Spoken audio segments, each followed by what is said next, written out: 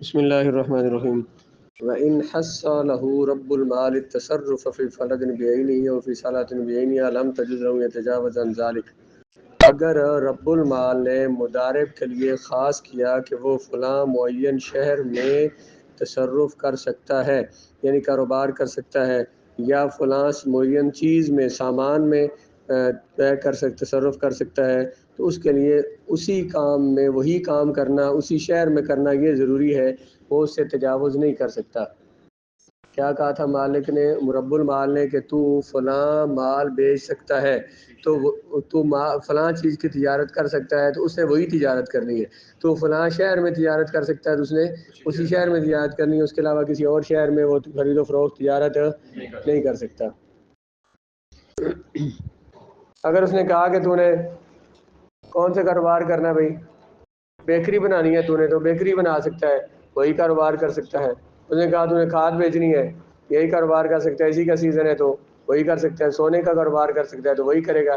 رب المال نے جو مال کہا ہے اور جس شہر میں کاروبار کا کہا ہے، مضارب اس سے تجاوز نہیں کر سکتا، اسی شہر میں کام کرے گا۔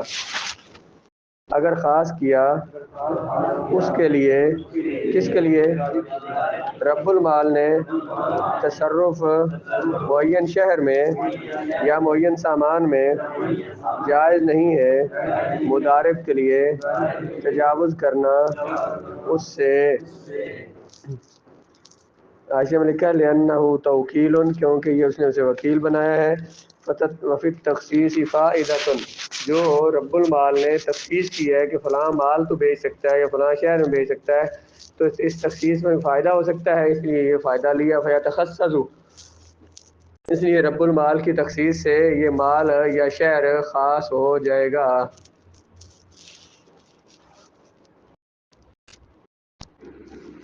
اسی طرح اگر رب المال نے مضاربت کا وقت متعین کیا کہ تو مثلا تو 1 دسمبر تک تو کاروبار ان پیسوں کے ساتھ کر سکتا ہے، جو منافع ہوگا تو وہ منافع ہم تقسیم کر لیں گے۔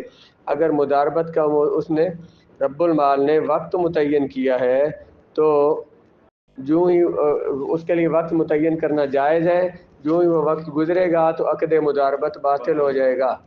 عقد خود بخود ہی رب المال کے جو پیسے ہیں وہ اس کو مضارب واپس کرے گا، اصل پیسے بھی، اور جو منافع ہوا ہے تو وہ منافع بھی تقسیم کر لیں گے آپس میں۔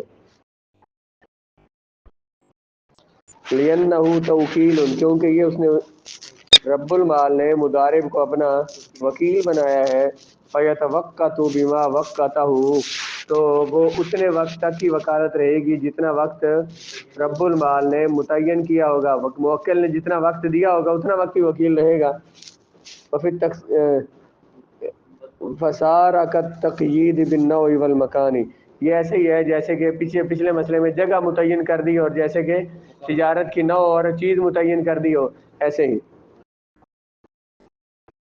اور اسی طرح ہے اگر متعین کر دیا، وقت متعین کر دیا مضاربت کا، بلکہ پھر مگر اسی طرح اگر متعین کر دیا مضاربت کا معین وقت تو جائز ہے اور باطل ہو جائے گا عقد اس وقت کے گزرنے کے ساتھ۔ یہ جو وقت المضاربۃ لکھا ہونے کے نسخے میں وقت للمضاربۃ بعینھا، اگر مضاربت کے لیے اس نے وقت متعین کر دیا تو متعین کرنا جائز ہے۔ آگے، مضارب کے لیے رب المال کے باپ کو خریدنا اور اس کے بیٹے کو خریدنا جائز نہیں ہے، اور اس کے ہر اس رشتہ دار کو خریدنا جائز نہیں ہے کہ اگر وہ جو خریدتے ہوئے آزاد ہو جائے، اگر انہیں خریدے گا بھی تو اپنے لیے خریدے گا، مضاربت کے لیے نہیں خریدے گا۔ پہلے تو ایک مسئلہ سمجھے نا جو پیچھے آپ نے پڑھا ہے کہ حدیث پاک میں ہے، رسول اللہ علیہ السلام نے فرمایا کہ من مالا کا ذا رحم محرم منہ اوتیک علیہ، جو بندہ اپنے کسی ذی رحم محرم کا مالک بنے گا تو وہ آزاد ہو جائے گا۔ جو بندہ اپنے کسی ذی رحم محرم کا مالک بنے، یعنی اسے خرید لے تو وہ آزاد ہو جائے گا۔ ذی رحم محرم کون ہوتے ہیں؟ ذی رحم کون سے ہوئے؟ رشتہ دار۔ محرم کون سے ہوئے؟ وہ رشتہ دار جن سے شادی نہیں ہو سکتی، تو وہ کون ہوئے؟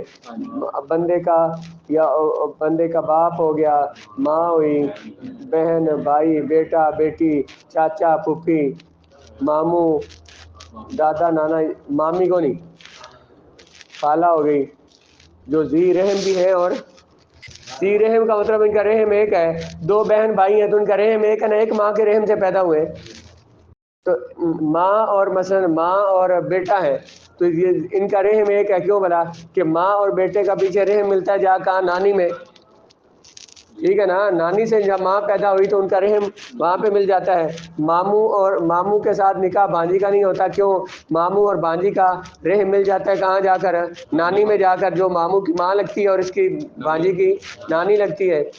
تو یہ ذی رحم بھی ہوئے، رحم ان کا ایک ہے، ایک ماں سے، یہ کوئی پیچھے جا کے ان کی ایک ماں بنے گی، ایک ماں سے پیدا ہوئے، اور پھر یہ محرم بھی ان کا نکاح نہیں ہوتا۔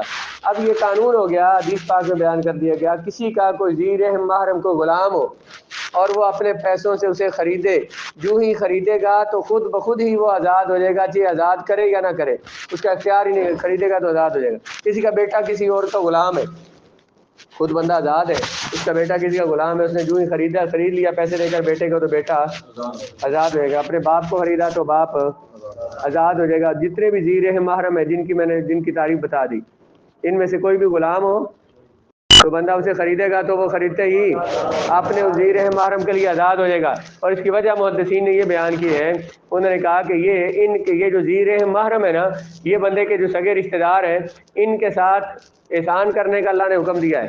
تو ان کا احسان یہ ہے کہ آپ ان سے یہ نہیں کہ پیسے دے کر انہیں خرید لیں، اپنا غلام اپنا محتاط بنا کے رکھے۔ ماں اور باپ مثلاً کی مثال لے لیں، بھئی آپ وہ غلام ہے کسی کے، تو بیٹے نے انہیں خریدا یا بیٹی نے انہیں خریدا، تو وہ اس کے ظاہر اگر اس کے غلام رہے تو اس کے محتاط ہوئے، اور ان پر احسان کا تقاضا کیا ہے کہ وہ اس کے محتاط نہیں ہونے چاہیے بلکہ وہ اس پر حاکم ہونے چاہیے، اس لیے ان کو آزاد کیا جائے گا۔ سمجھ آ گئی؟ اب رب المال نے پیسے دیے تھے مضارب کو کہ کاروبار کر دو، کوئی کاروبار کر، مرضی کا جو شاہ مرضی خرید بیچ۔ یہ جو مضارب ہے، یہ اس مال، وہ مال کس کا ہے؟ رب المال کا۔ تو اس مال سے رب المال کے کسی ذی رحم محرم کو، اس کے باپ کو، اس کے بیٹے کو، اس کی ماں کو، اس کے مامے کو، اس کے چاچے کو، جو کوئی بھی اس کا ذی رحم محرم جو غلام ہے، ان کو وہ خرید نہیں سکتا، کیونکہ اگر خریدے گا، مال کس کا تھا؟ رب المال کا، رب المال کے رشتہ دار کو خریدے گا، اسے ذی رحم محرم کو تو خریدتے ہی آزاد ہو جائے گا، تو رب المال کا تو نقصان ہو گیا۔ اس نے کیا کہا تھا؟ کاروبار کا تو منافع لے کے آنا کہ پیسے ڈبو دے۔ سمجھ آئی کوئی نہ؟ تو اگر یہ خریدے گا مضارب اس کے کسی رشتہ دار کو، تو اپنے پیسوں سے تو خرید سکتا ہے، لیکن اس کے پیسوں میں سے، کیونکہ اس نے اسے کس لیے بھیجا ہے؟ منافع کمانے کے لیے، کاروبار کرنے کے لیے، نہ کہ کاروبار کو ختم کرنے کے لیے کہ پیسے سارے کہیں لگا کے آ جا۔ اگرچہ وہ احسان الگ ہے، وہ اس پر لازم ہے، وہ رب المال پر جو پیسے والا ہے تو اس پر لازم ہے کہ اپنے کوئی رشتہ دار غلام ہے اسے خرید کے آزاد کرے، اس پر احسان کرے، مضارب پر یہ لازم نہیں ہے۔ اب مسئلہ پورا سمجھ آیا ہے؟ بول کیا سمجھ؟ جائز نہیں ہے مضارب کے لیے کہ وہ خریدے رب المال کے باپ کو اور اس کے بیٹے کو، اور نہ ہی اس کو جو آزاد ہو سکتا ہے اس پر۔ اگر خرید لیا اس نے انہیں تو ہوگا خریدنے والا اپنے لیے، نہ کہ مضاربت کے لیے۔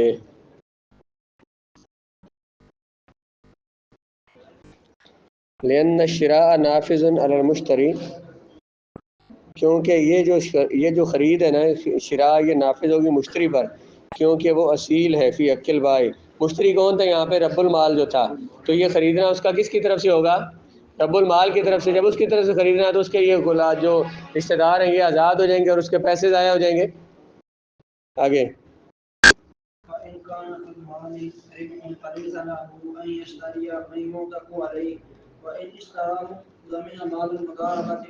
وہی مسئلہ اسی کی وضاحت کر رہے ہیں آگے۔ وَإِنْ كَانَ، اگر مال میں منافع ہو تو مضارب کے لیے جائز نہیں ہے ان یشتریہ کہ وہ خریدے ان رشتہ داروں کو جو کہ رب المال پر آزاد ہو سکتے ہیں۔ اگر اس نے انہیں خرید لیا تو مضاربت کے مال کا ضامن ہوگا، اگر مال میں کوئی منافع نہ ہو تو اس کے انہیں خریدنا جائز ہے۔ اگر مال میں منافع ہو تو منافع میں رب المال کا بھی حصہ ہے اور مضارب کا بھی حصہ ہے۔ اگر مال میں منافع ہو تو پھر بھی وہ رب المال کے کسی رشتہ دار کو نہیں خرید سکتا۔ اگر خریدے گا تو اصل مال بھی اس کا اور منافع بھی، منافع میں بھی اس کا حصہ ہے، تو خریدے گا تو نقصان ہوگا۔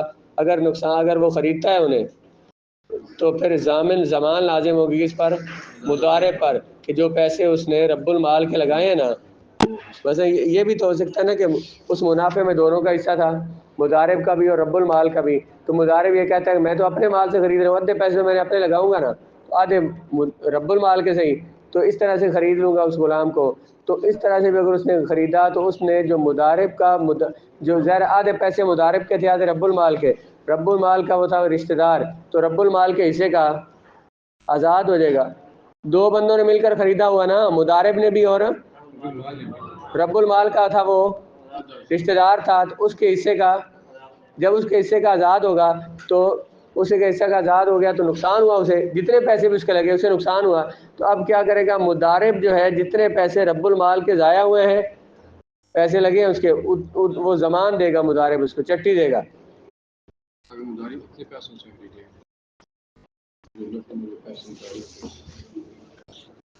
اگر مال میں منافع نہ ہو تو اس کے لیے انہیں خریدنا جائز ہے۔ اگر مال میں کوئی منافع نہ ہو تو مضارب کے لیے رب المال کے رشتہ داروں کو خریدنا جائز ہے۔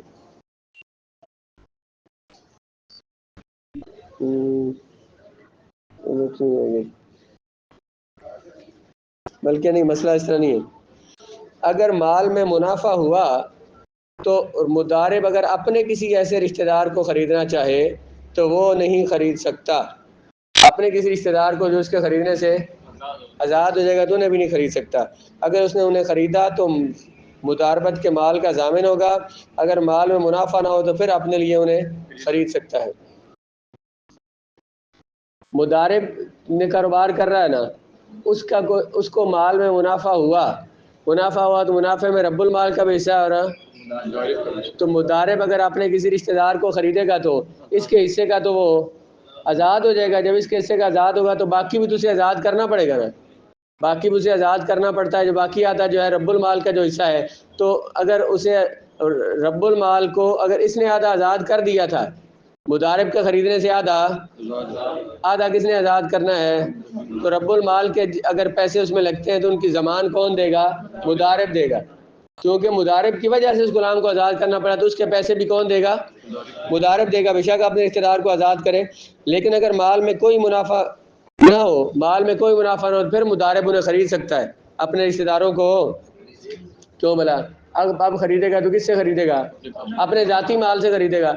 وہ جو مال اس کے پاس ہے اس میں رب المال کا وہ سارا اسی کا، مضارب کا اس میں کوئی حصہ اگر خریدے گا تو کس سے خریدے گا، اپنے مال سے خرید سکتا ہے، لیکن رب المال کے مال سے، کیونکہ اس نے اسے کاروبار کا کہا ہے کہ اس سے پیسے کما، مزید منافع لے کے آ۔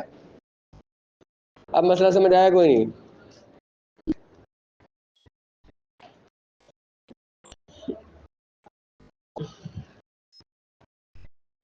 اگر ہو مال میں منافع، جائز نہیں ہے مضارب کے لیے کہ وہ خریدے اس بندے کو جو آزاد ہو جائے گا، کس پر اگر اس نے خریدا انہیں تو ضامن ہوگا مضاربت کے مال کا، اور اگر نہ ہو مال میں منافع، جائز ہے اس کے لیے خریدنا اپنے ان رشتہ داروں کو۔ آگے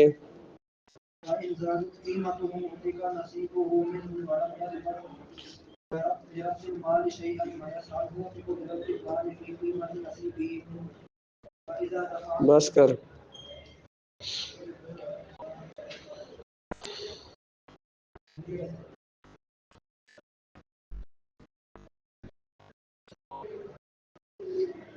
اگر یہ جو مضارب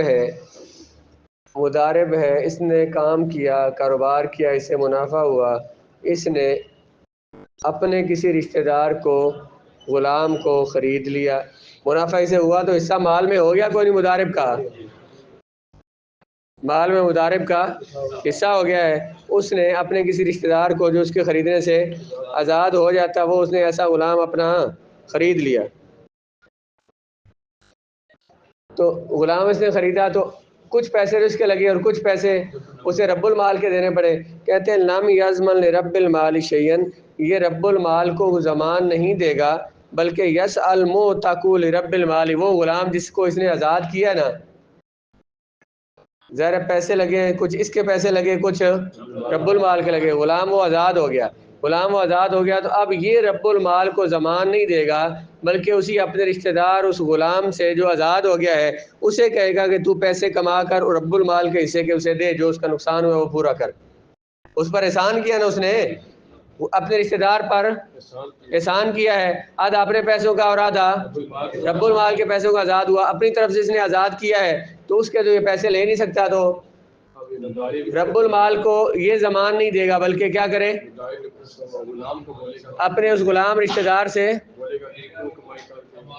اس سے کمائی کروائے گا، مزدوری کروائے گا، اور وہ جو کما کر تو پیسے رب المال کے پورے کرے. اگر خرید لیا مضارب نے ان کو، ضامن ہوگا مضاربت کے مال کا، اگر نہ ہو مال میں منافع، جائز ہے اس کے لیے خریدنا ان کو، اگر زائد ہو جائے قیمت ان کی، آزاد ہو جائے گا حصہ اس کا، کس کا، رب المضارب کا، ان میں سے، اور وہ ضامن نہیں ہوگا رب المال کے لیے کسی چیز کا، اور شکایت کرے گا موتق بلکہ آزاد کیا ہوا غلام رب المال کے لیے اپنے حصے کی قیمت کا اس غلام میں سے، پھر نصیب قیمت نصیب منہ نہیں، رب المال کی کے حصے کی قیمت کا، منہ اپنی ذات میں سے، اس غلام کی ذات میں رب المال کے جتنے پیسے لگے ہوئے ہیں تو اتنے پیسے وہ کما کر اس کو دے گا. آگے وَإِذَا دَفَعَ المضارب المال مضاربة على غيره ولم يأذن له رب المال في ذلك لم يضمن بالدفع ولا يتصرف المضارب ثاني يتصرفني ولا بتصرف المضارب ثاني حتى يربح. اگر مضارب نے مال دے دیا مضاربت پر کسی اور کو دے دیا، رب المال نے دیا تھا تو کاروبار کر، منافع دو کریں گے، تو مضارب نے آگے پھر کسی اور کو مضاربت پر دے دیا کہ تو پیسے کما، جو منافع ہوگا تو وہ ہم آدھا آدھا کریں گے، اور رب المال نے اسے اجازت نہیں دی تھی آگے کسی کو دینے کی، رب المال نے اسے آگے مال دینے کی اجازت، لم یضمن فی بالدفع، صرف مال دینے سے وہ ضامن نہیں ہو جائے گا، صرف مال دینے سے ضامن نہیں ہوگا، ولا بتصرف المضارب الثانی، اور نہ ہی مضارب ثانی کے تصرف سے ضمان لازم آئے گی اس پر، حتیٰ یربح، یہاں تک کہ وہ منافع لینا شروع کر دے. رب المال نے اجازت کوئی نہیں دی ہوئی مضارب کو آگے کسی کو پیسے دینے کی، اس نے آگے کسی کو پیسے دے دیے، صرف آگے دے دینے سے مضارب پر کوئی ضمان لازم، بلکہ جب وہ اگلا بندہ کمائی کرے اس میں سے کچھ منافع ہونا شروع ہو جائے تو اب سمجھو کہ مضاربت شروع ہو گئی ہے. اب اگر رب المال راضی نہیں تھا تو اس میں کوئی نقصان ہوا تو وہ نقصان کون دے گا؟ مضارب اول جو ہے وہ مضارب ثانی سے لے سکتا ہے، یہ مضارب اول اپنی طرف سے پورا کرے جو بھی کرے. جب دیا مضارب نے مال مضاربت پر کسی اور کو اور نہیں دی اجازت اس کو رب المال نے اس کام کی تو وہ ضامن نہیں ہوگا صرف مال دینے سے، اور نہ ہی مضارب کے تصرف کرنے سے، نہ ہی مضارب ثانی کے تصرف کرنے سے، یہاں تک کہ وہ منافع حاصل کر لے. جب اس نے منافع حاصل کر لیا ضامن